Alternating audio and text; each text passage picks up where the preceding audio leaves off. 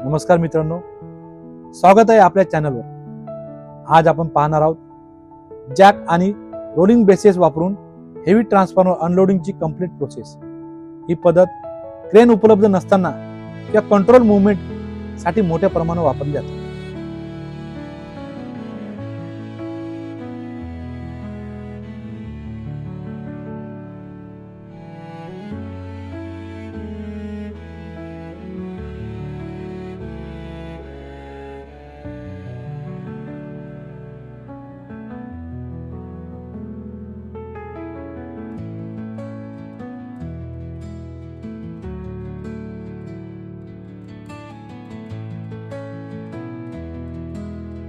सगळ्यात आधी unloading site तयार केली जाते। त्यामध्ये ग्राउंड लेवलिंग केली जाते। वुडन स्लीपर, स्टील प्लेट्स ठेवले जातात। Hydraulic jacks, rolling bases, crowbar, topper blocks ready ठेवतात।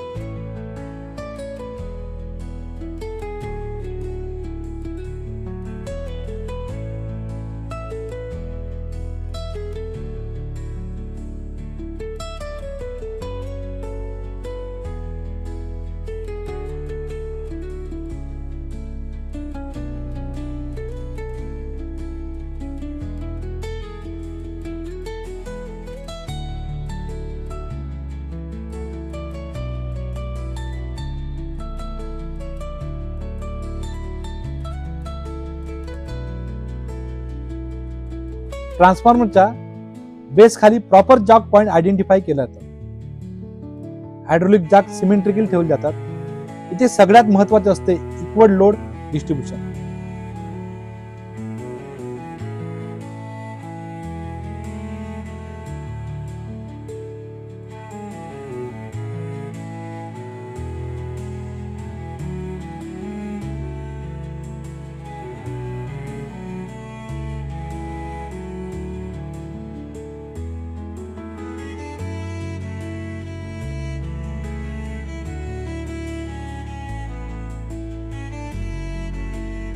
आता ट्रान्सफॉर्मर हळूहळू जॅकने उचलला जातो। एकाच वेळी सर्व जॅक ऑपरेट करतात। 10 ते 15 mm ने ग्रॅज्युअली लिफ्टिंग करतात। लेवल सतत चेक करतात। सडन लिफ्टिंग केल्यास ट्रान्सफॉर्मर टिल्ट होऊ शकतो, त्यामुळे हे काम खूप संयमाने करतात।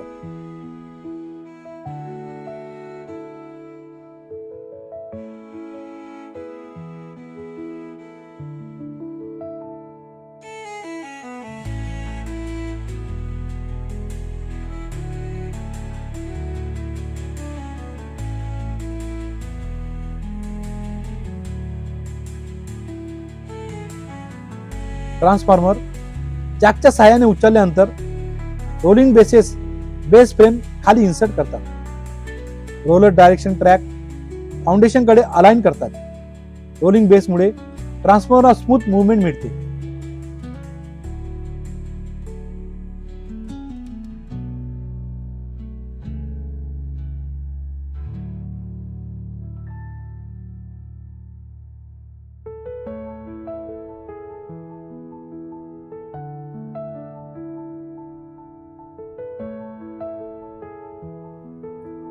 आता अनलोडिंगचा मेन पार्ट सुरू होतो। ट्रक स्लोली फॉरवर्ड किंवा बॅकवर्ड घेतात। ट्रान्सफॉर्मर रोलिंग बेसेस वर हळूहळू खाली घेतो। क्रो बार आणि गाईड रोप्स वापरून डायरेक्शन कंट्रोल करतात। हे पूर्ण काम सिग्नल मॅनच्या इन्स्ट्रक्शन नुसार केलं जातं।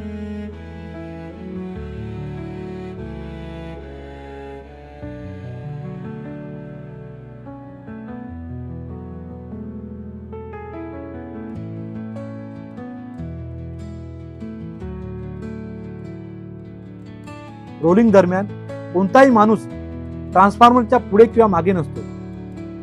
टॉपर ब्लॉक्स रेडी ठेवतात। एका वेळेस फक्त ठराविक लोकच ऑपरेशन मध्ये असतात। सेफ्टी मिस झाली तर ऍक्सिडेंट होऊ शकतो।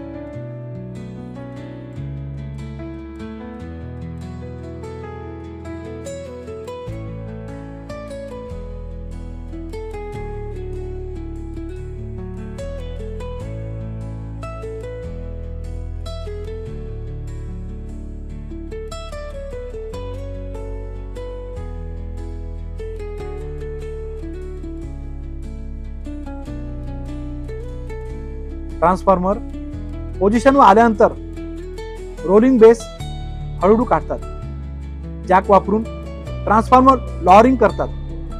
प्रॉपर अलाइनमेंट चेक करतात.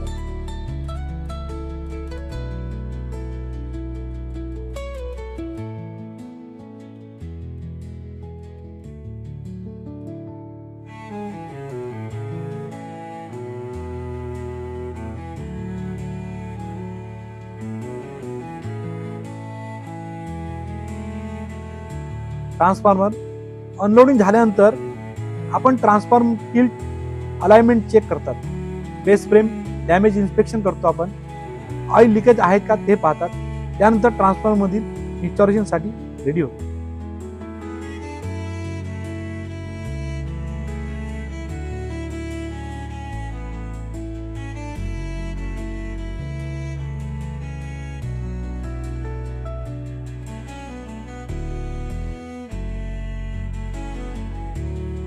तर मित्रांनो, ही होती जॅक आणि रोलिंग बेसेस वापरून ट्रान्सफॉर्मर अनलोडिंगची संपूर्ण प्रक्रिया. जर तुम्हाला हा व्हिडिओ आवडला असेल तर लाईक, सबस्क्राईब आणि शेअर नक्की करा. पुढच्या व्हिडिओमध्ये आपण ट्रान्सफॉर्मर कशाप्रकारे कमिशनिंग केलं होतो हा व्हिडिओ नक्की बघायला विसरू नका. धन्यवाद. सुरक्षित राहा.